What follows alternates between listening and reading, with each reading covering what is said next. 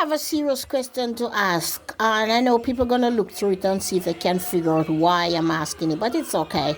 Make your brain go wild. But my question is, if you were a little girl, like 21 years old, and you had a fiance or a boyfriend, and you plan like, oh, we're gonna get married after 2 years, we're gonna have kids, and you say, if we have a boy, this is the name, if we have a girl, this is the name. So you sit and you make all those plans, right? And then somehow you went to a different country. You left that person there hoping that, you can return soon to follow through. But while you're there, you start meeting some really hard life where you start figuring out, okay, how am I going to get to live? Where am I going to live? My family member may not want you anymore. Oops, I'm talking about myself, right? Family member don't want to help you anymore because they say, okay, now you're here, go get a life. So you end up have to go, find any kind of job you could find. You find a job as a living helper and you start working.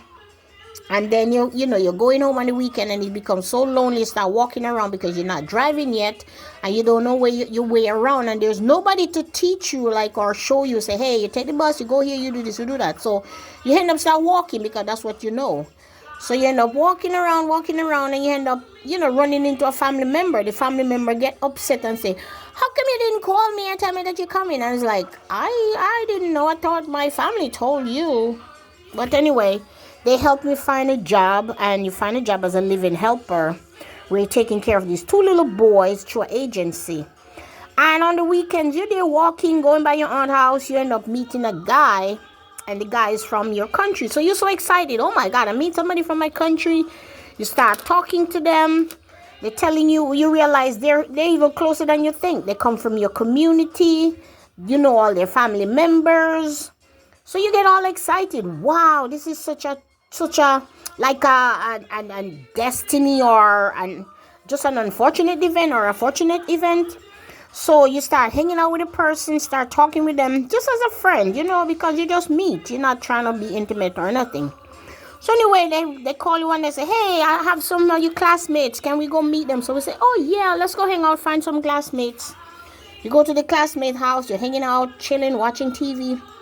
All of a sudden, the person, you and them not intimate, you never kiss, you never do nothing, right? You're just friends trying to, hang out with your bunch of people who you meet. That person had something else in mind. They end up forcing you. We always say force, but it's the R word. And you so scared to be like, oh my God, what are you doing? And, something happened. And it was just one time that they just forced themselves on you. And you think nothing of it, continue working, doing your own thing. All of a sudden, bam, you realize, oh my God, I missed my period.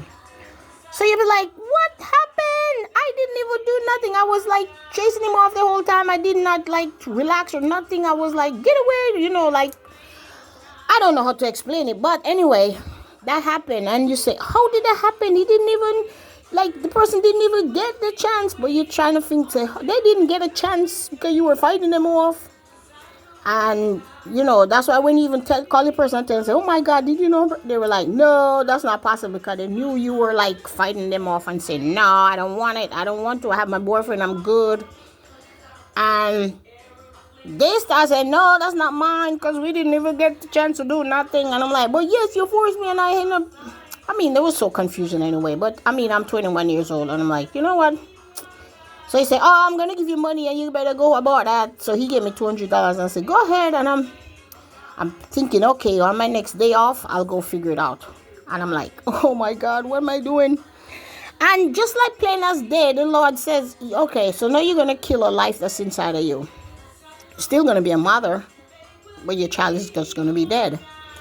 And I was like, man, it's just 6 months. I don't have nothing. I'm just trying to work. I'm just trying to make a living here. And now what am I going to do? And the person don't want it. So what am I supposed to do? And it was such a confusing state.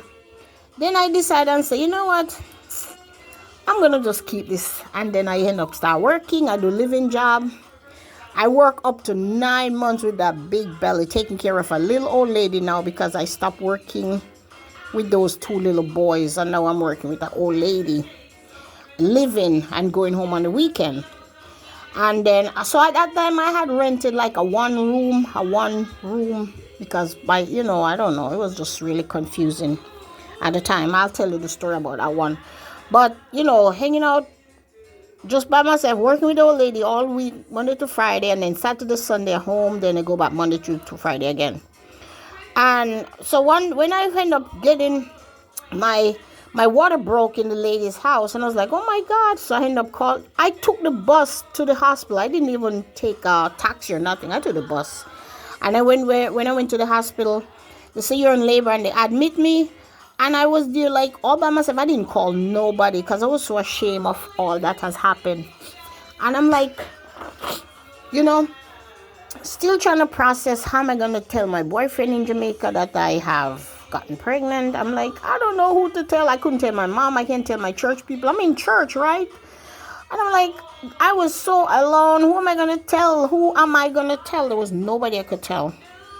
And then so what happened, I think I had signed my dad as an emergency contact. So when they end up had to perform a C-section because I was so afraid, how is this big thing going to come out of me? But I did, you know, it was such a scary feeling. And then I ended up having the child. And when I woke up, I see my dad. I was like, how did you get here? Then I realized he was my emergency contact. So I ended up take a taxi and go home with my bassinet. And I start living. I live alone with her, not working anymore, because I think I had saved money. Because, I mean, when you work and you didn't really have to spend money, I did save. I buy everything for this child, you know, all by myself. Every time I'm coming home, I stop at Toys R Us. Every weekend, I stop with Toys R Us and I buy everything she needs. Bassinet, diapers, just about everything for that child, all by myself.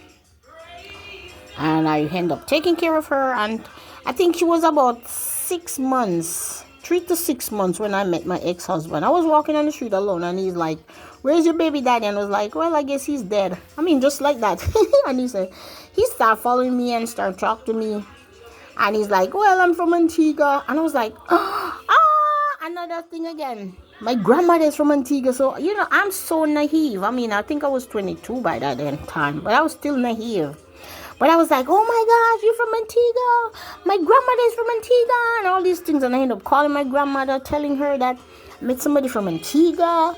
And she's like, oh, you should find out from him some more information and all other stuff. I didn't even find out who this guy was or really nothing but, you know, the excited thing. Oh my God, he's from Antigua. So that's how one part of the story began. But this story has to be cut up into pieces because it's such a long story. But I did write a book, you know, it said Go Ahead, Let Go, and it's on Amazon.